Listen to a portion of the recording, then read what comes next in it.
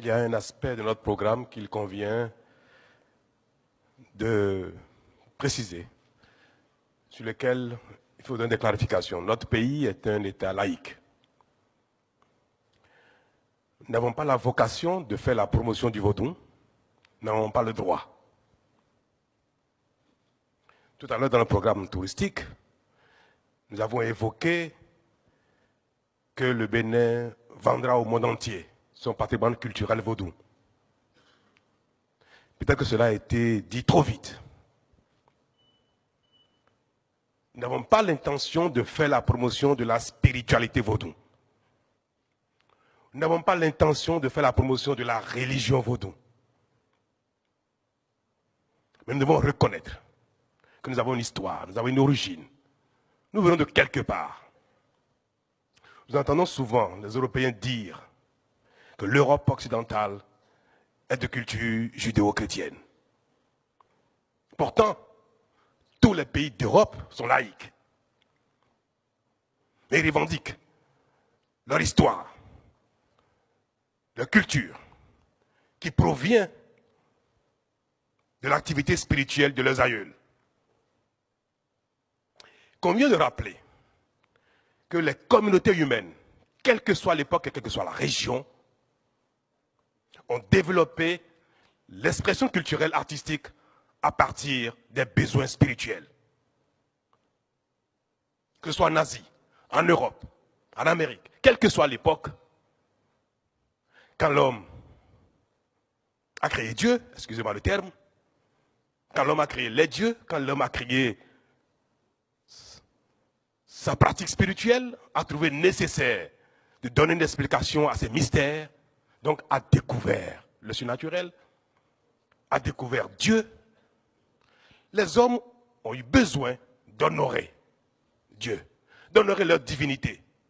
Et c'est par là que sont nées la plupart des expressions culturelles artistiques. Il faut le savoir. Et il faut avoir le courage de dire, mais nous provenons d'où? Si l'Europe est de culture judéo-chrétienne, si l'Orient aujourd'hui se réclame d'une culture islamique, l'Afrique est de quelle culture?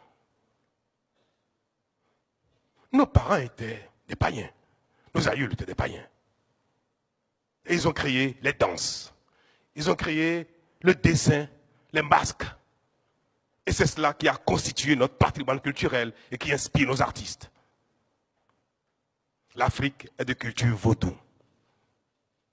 Aujourd'hui, l'Afrique est laïque. Elle est musulmane. Elle est catholique. Elle est même bouddhiste, parfois. Mais elle est de culture vaudou.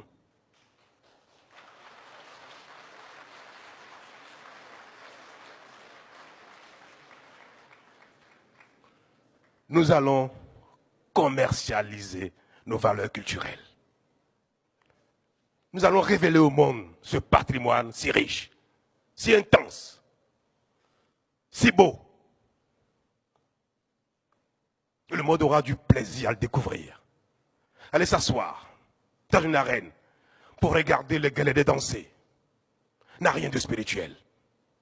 Ce n'est pas une adhésion à la spiritualité vaudou. Combien de fois les touristes vont visiter la mosquée de Casa parce que c'est une œuvre architecturale extraordinaire. Combien les touristes vont en Chine, en Inde, visiter les temples. Pourtant, ils ne sont pas bouddhistes. Il y a un pays très touristique, Bali. Combien de millions de touristes sont déversés sur Bali, rien que pour la culture balinaise. À Bali, les plages ne sont pas extraordinaires, il n'y a pas grand-chose. Mais il y a leur culture, la crémation de leurs morts. Parfois, nous sommes heurtés par cela, parce que ce n'est pas de notre culture. Mais notre curiosité nous attire vers cela pour découvrir ce que c'est. Les temples hindouistes, si riches, attirent la curiosité. le Bénin fera autant. Parce que les autres savent profiter de leur culture. Ils savent le vendre.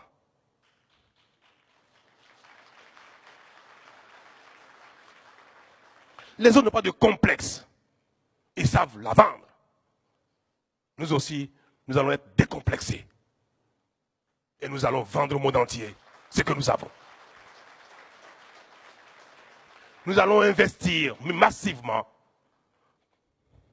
pour révéler au monde ce que nous avons de particulier. Et en cela, je voudrais que les uns et les autres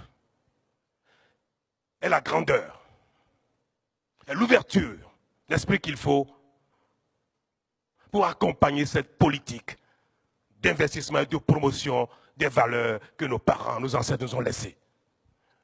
Leurs valeurs culturelles, la manière dont ils dansaient, la manière dont ils faisaient parfois cet aimer pour les rituels.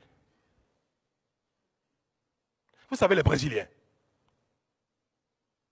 aujourd'hui, commercialisent au plan touristique des mets qui étaient les seules façons de manger de leurs aïeux esclaves.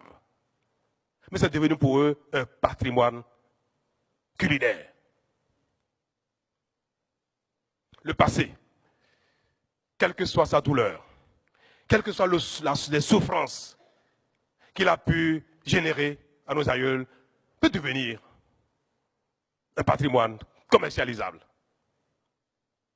L'esclavage. Combien nos aïeux ont souffert de cela?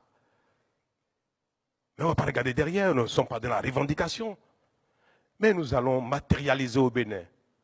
Nous allons réinventer les reliques de l'esclavage parce que c'est l'histoire de l'homme, c'est l'histoire de l'humanité. Et nous allons créer cet espace dans lequel on va revivre ce qu'était l'esclavage il y a 200, 300 ans. On va avoir la chair de poule quand on va rentrer dans ce territoire à Ouida, qui va ressembler à ce que c'était, ce qu'était cette contrée il y a des siècles. C'est tout simplement cela, l'identification de ce qui fait l'histoire de notre pays, l'histoire de notre communauté. Et si nous sommes capables d'en faire un patrimoine, nous y gagnerons. Merci, je tenais à le préciser. Merci, Monsieur le Président.